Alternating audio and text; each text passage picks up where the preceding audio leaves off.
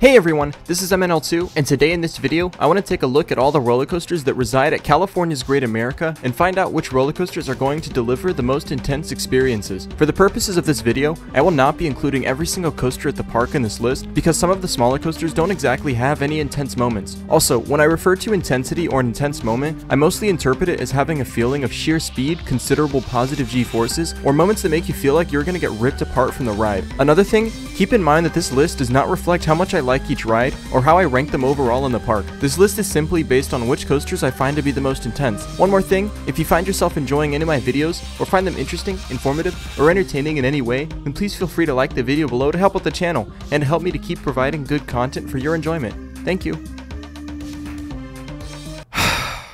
Okay, so to be completely honest, I just didn't even want to include Patriot on this list. Like, I'm gonna get one thing straight right here, right now. This coaster is not intense. Like, this is easily the least intense B&M that I've ridden. And the only reason it's even on this list is because, well, Psycho Mouse is just a meme. I will touch. I will touch. I touch. And Grizzly as well, it exists. But back to Patriot. Let's see here. What's this thing got? Well, for starters, we got two inversions. We got one right there, and there's another one over here. Got a turn right there. Go through the loop-de-loop. Turn. And then this joke of a ride is over. Joke's over! You're dead! Okay, but in all seriousness, this coaster is just very weak, and there's honestly nothing special about it. I have a question. Why does Patriot exist? The loop is ever so slightly forceful. Not really, but kind of. And as for the rest of this ride, there really isn't a single intense moment. I assume the single corkscrew would provide some decent snap on the back edge seat, but this ride was a one and done for me, and I didn't even bother going for a re-ride. Anyways, moving on. Alright, so Demon is one of the few Aero custom loopers that I have ridden, and out of all of them, this one is easily the least intense. It's also my least favorite. Granted, I didn't fully know the correct technique Hey Squidward, remember the technique? for riding Aero custom loopers, so I feel like I definitely need to give this ride another chance. Cause, by the way, it's actually a pretty bad idea to keep your head forward the entire time on Aero loopers, specifically the vertical loops. For optimal experience, I recommend keeping your head pinned back on the vertical loops of an Aero looper, and then your head forward on any other lateral maneuvers. But anyways, even if I did use the proper technique, You're not doing the technique. then I still don't find this coaster to be super intense. The two back-to-back vertical loops are really the only forceful moments on this ride, and this coaster has pretty bad pacing as it very slowly crawls through the rest of the layout. The double corkscrew will provide some decent hang time, but it's nothing crazy to where you feel like you're gonna be ejected from the ride. Cause hang time can totally eject you. Well, yes, that hang time can, but not... never mind. Anyways, even though they have similar sizes, I found Demon to be nowhere near as intense or as powerful as Canyon Blaster at Adventure Dome was, which definitely delivered a far more intense experience with a much greater speed sensation, as well as even some really good laterals. Seriously though, Canyon Blaster feels like it's going way faster than it should be. And that might be because it's in an old sketchy theme park in Las Vegas built on top of a parking structure, and Adventure Dome probably doesn't fully know what they're doing, but either way, Canyon Blaster was remarkable compared to Demon. Seriously, Demon, step up your game please, cause until Canyon Blaster completely falls apart, I have no urge to go out and re-ride Demon. But either way, Viper's still the elite Aero looper and ranks supreme.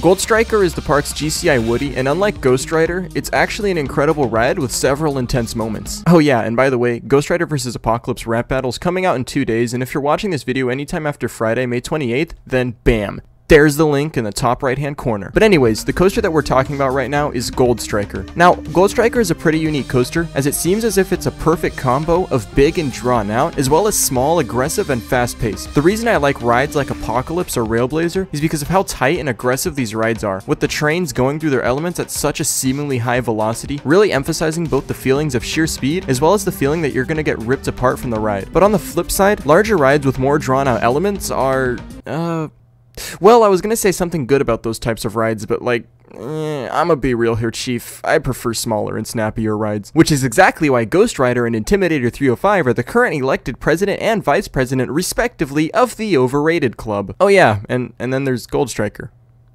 Yeah, I still prefer Apocalypse, but not by much. I think I could easily benefit from a few more rides on Gold Striker to change my mind, But until then, all I can say about Gold Striker is that it definitely has some really solid aggressive moments in the first half of the ride, but then it really starts losing its speed and its intensity kind of wears off and it gets a little less exciting as the ride goes on. So I feel like if this ride just had a bit more speed, or maybe was cut short just a little bit, this would easily be my favorite wooden coaster, and definitely the most intense wooden coaster in California. But either way, the intensity of this ride doesn't even compare to the intensity of these next two rides.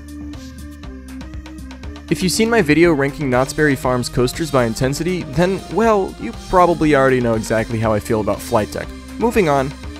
Hey, wait, hold on. Go back. What if some people didn't see it? Gosh. Anyways, Flight Deck is the park's B&M inverted coaster, and it was also the first ever B&M invert that wasn't a Batman clone. That being said, I feel that this coaster really gets overlooked, and not a lot of people acknowledge this coaster. In my opinion, this coaster is easily the most intense B&M in all of California. The first 15 seconds or so of this coaster are actually just pure insanity. The first drop going into the vertical loop, immediately followed by a powerful upwards helix straight into a super snappy zero-G roll, literally the best start to a B&M invert. And those three elements right there are already enough to make this coaster my favorite invert. And to be fair, it's not like this coaster has that much afterwards anyways. Okay, so the big downside to this coaster is that it is a super short experience because there is only one corkscrew, followed by another intense helix right after the zero-G roll, and then the ride is over. If this were longer or had a few more inversions or elements in general, I would say that this is the most intense roller coaster at California's Great America. But there just so happens to be yet another coaster that packs a gargantuan punch into a tiny ride length also located at California's Great America. But because I already spoiled which ride I'm talking about, and also because it's not like there's literally any other ride in the park that could take number one. Let's just cut to the chase. Here's the picture with the text. Yeah, there you go. Okay.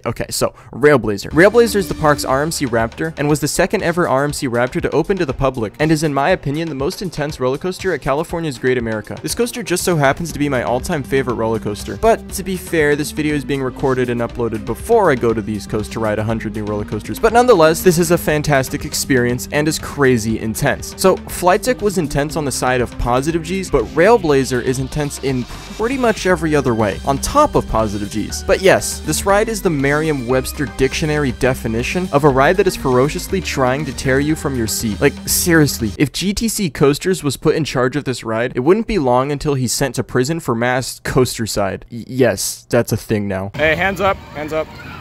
Yeah, you're good.